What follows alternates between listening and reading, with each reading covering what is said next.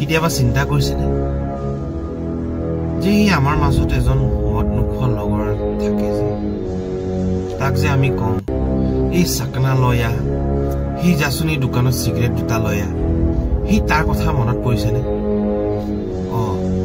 মই আজি তাৰ বিষয়ে কওঁ আমি যে তাক কওঁ খাজি বেছি খাই দিয়া তুমি তাক নামাতো নেকি নেক্সট টাইম কিন্তু সঁচা কথা সি আমি মদ খোৱাতকৈও বেছি খায়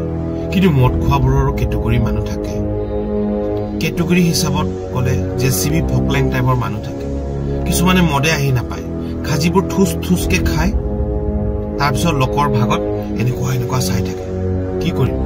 তেতিয়া উপায় নাই নিজৰ ভাগৰ পৰা এক পিচ দিবলগীয়া হৈ যায় সেইটো কাৰণে কেতিয়াবা ভাবিবলগীয়া হৈ যায়